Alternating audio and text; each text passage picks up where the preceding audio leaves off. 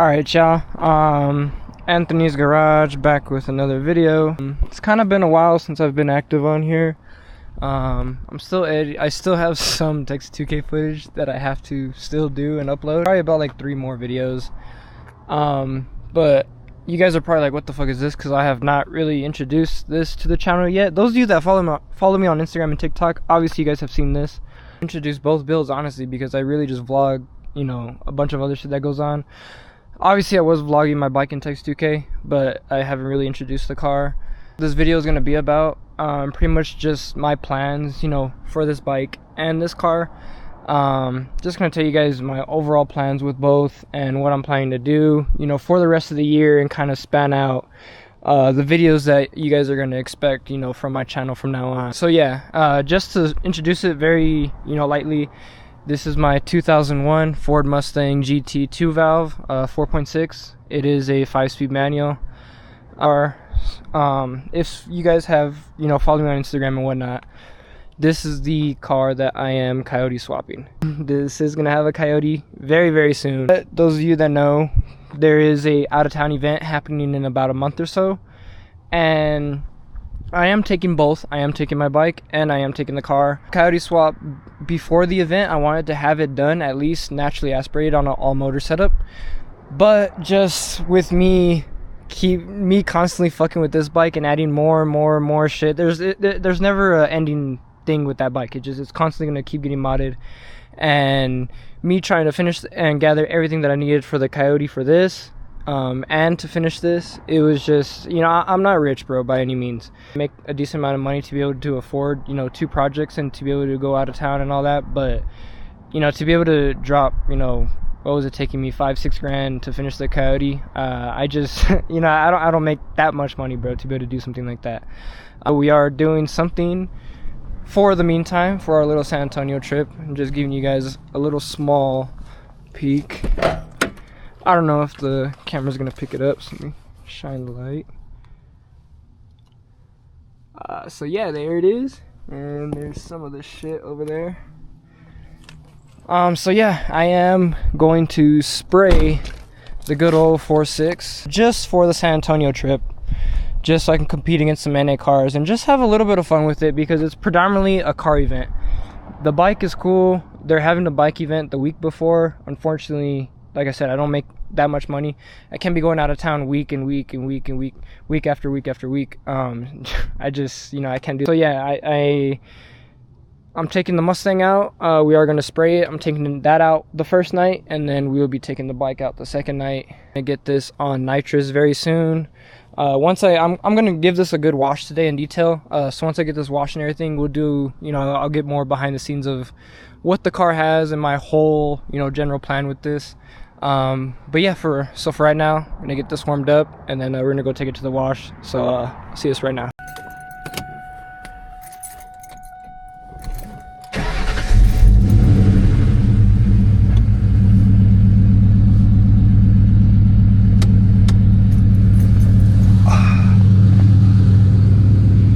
So yeah, pretty warm start because I was just driving it earlier. Just your basic run-of-the-mill 4.6, basic bolt-ons, tune, headers, nothing insane right now. It's nothing impressive. Like, the 4.6 sounds amazing. It's an amazing sounding engine. I mean, I had a very amazing sounding LS3 that was cammed, but I think the exhaust on the 4.6 is just beautiful. I have some friends that have some cammed ones, and they sound beautiful as well. It just doesn't sound as raspy as a Coyote, and that's the thing that I truly love about the 4.6. It just has a good tone to it. But yeah, it does have some other few, you know, good mods that we'll get into. Obviously the wheels that I put on specifically just because I'm gonna end up spraying nitrous on it. But yeah, let's go and we'll ride over there to the wash, and then I'll pick this up from now. Alright y'all, so we just got the car to the wash. Don't mind that little, it's fucking filthy. I haven't driven it this whole weekend basically. There's been a dust storm, it rained obviously. Things a mess. I haven't washed it really. I just got my bike back up, so I kind of been enjoying that for the weekend. Wanted to go test it out versus some other cars, some other bikes, see what it could do again. It's time to pay more attention to this now. Bike's pretty much set up. What do I have to do for that? Bike literally just needs to get tuned, dialed up, and we're gonna try to tune it on feel, preferably MR12, but C85, X98, whatever we can tune it on. I want to tune it on it. I just don't want to pull up on pump gas. That's the only thing. I don't want to pull up on my bike on pump. I would rather be on feel. So as far as the 600 goes, all it needs to do is it just needs to get tuned. Like I said, right now we are going to spray it, so I do have the kit with me.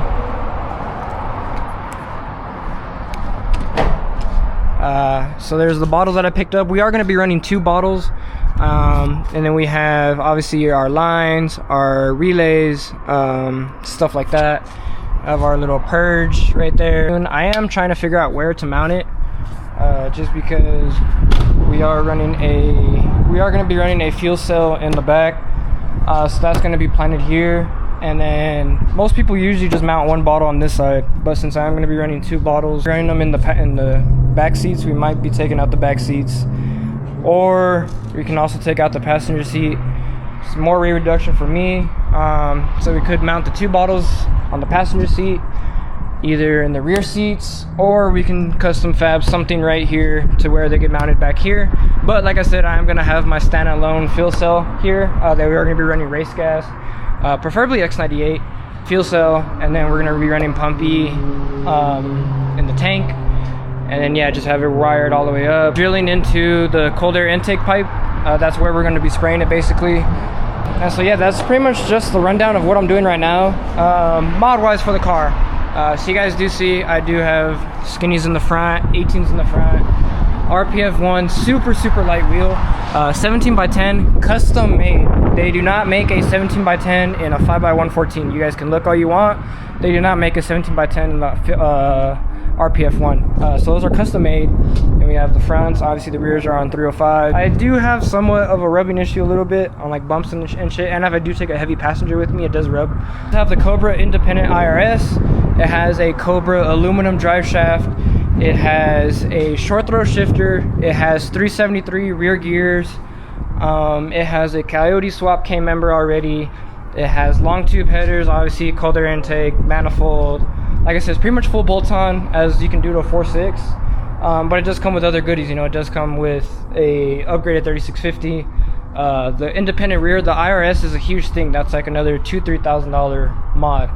So the IRS is beautiful. All that hooks up to the Coyote. I am using the 3650 for now when I am dropping the Coyote in. So there, I don't need to change the drive shaft. I don't need to change the rear end. The front end is good. It already has the K member for it. So it's literally just basically drop in and tune, and the Coyote will be in there. As far as the 4.6, I'm doing nothing else to it. It's just literally getting sprayed. We are trying to run up to a 200 shot. I am feeling comfortable around a 175, 150. What I'm gonna do, we're gonna have it tuned here for a 100 shot. We're gonna take it out. If it does good, we might up it to a 125 here, and then we'll keep the 150 and the 175 and the 200 jets for San Antonio, and then just do it there. It's up on me in San Antonio, it's fine. I have the bike still. We can rush and kind of throw the Coyote in to get it running. If it doesn't blow up, then I'm still looking for someone. If anyone wants to buy the 4.6 off me, obviously it's going to be sprayed. If anyone would like to buy that off me after I do the swap, you're more than welcome to come DM me. I will be letting it go for the low. I'm not going to tax anyone on the fucking motor. It is a low mileage motor. It has under 100k miles on it, but I mean, bro, it's a 4.6. I'm not going to be taxing for it. But other than that, yeah, that's pretty much it for now that I'm going to talk to you guys about. Let's go and get it cleaned up, and then we'll go into a little more specifics and this and that. So catch y'all right now. Hold it up. It's probably been, I gotta say, it had to have been about like 2 weeks since I gave this a wash. I was stressing about the bike, honestly, but now that the bike's running, so I can finally focus on this now. Bike is now good. Like I said, it's not stressing me out no more. All it needs is a fucking tune.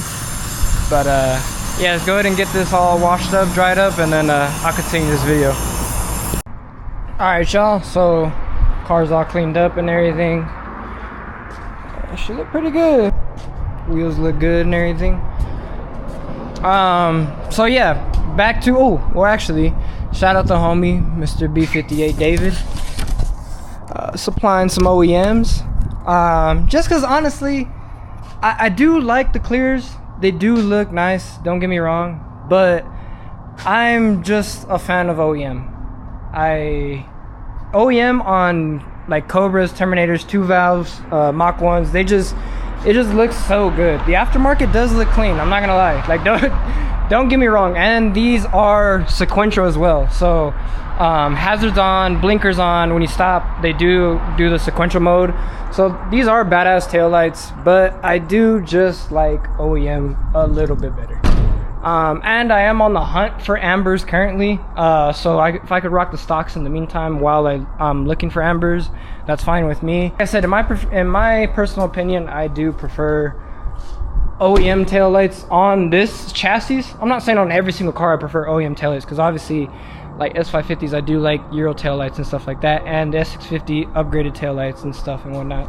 But like I said, when it comes to this chassis, I do like pretty much almost OEM looking. And so yeah, bro pulled up, gave me the headlights.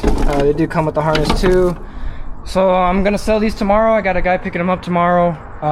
They're gonna plug these in, see how they look. I think it's gonna look good still, no matter what. But yeah, I'm super excited for that. Let me show you guys the kit that we're working with. So yeah, here's my 1 10-pound bottle. We are getting a second bottle because we're gonna have 2.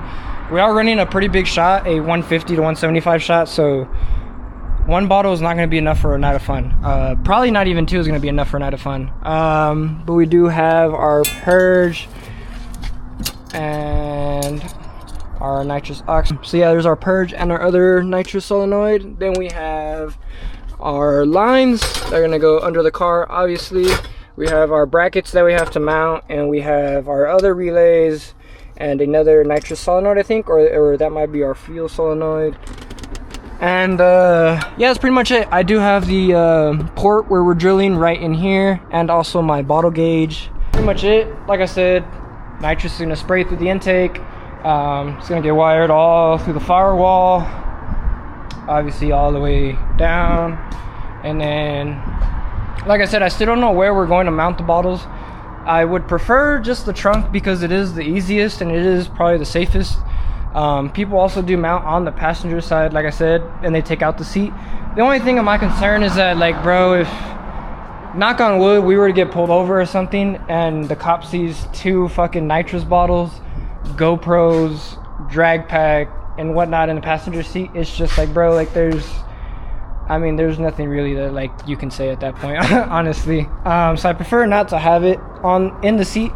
At least maybe in the rear seat I can kind of hide it a little bit, but the trunk is probably the safest option. The only thing is that, like I said, we are running the standalone fuel cell that is still coming in that we're gonna have to mount. So yeah, if I can mount all 3 of those in the back, it's perfect. Again, my gauges, because my gauges currently do not work. They were getting set up because, like I said, previous owner was already going to drop a Coyote in it, so he was setting everything up.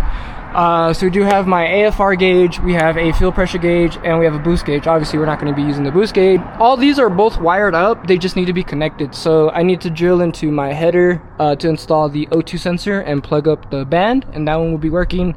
Fuel pressure as well, we just need a fitting, a specific fitting, I have to look for it. We just need the fitting to tap into the fuel rail, and that will be connected. So both of these will obviously help me out with the shocks. I'm able to see my air fuel and all that. Other than that, transmission is honestly on, I'm not gonna say it's last leg, but I need a new one soon. I do have the notorious 3rd gear grind in the 3650.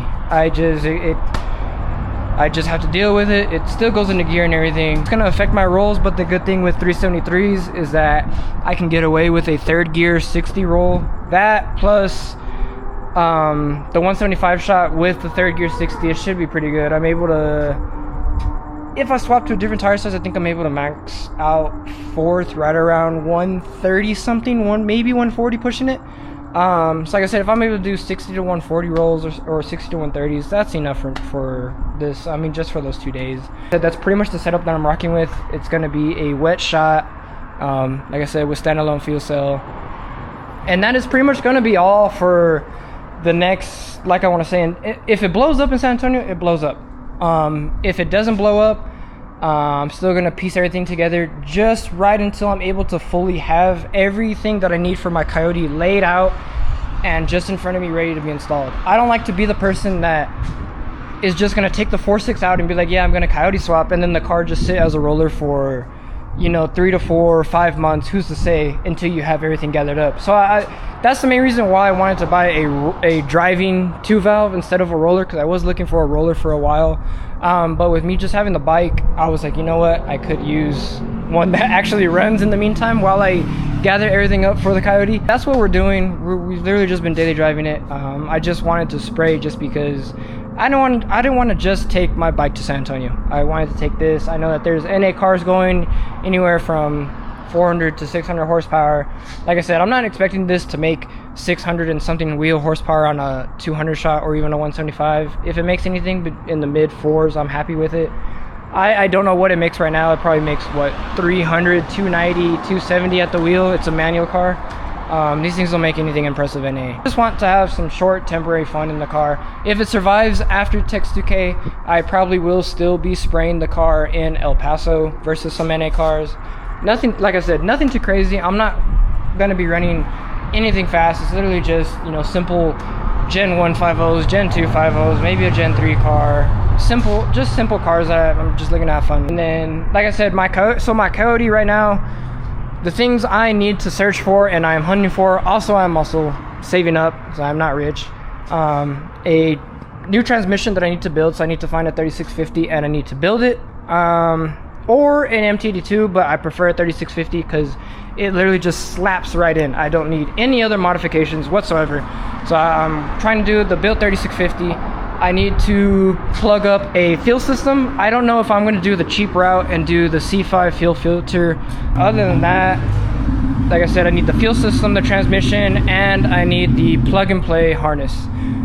So what the plug and play harness is, it is from Lethal Performance, I think, or I forgot on top of my name the other, Power by the Hour, I think.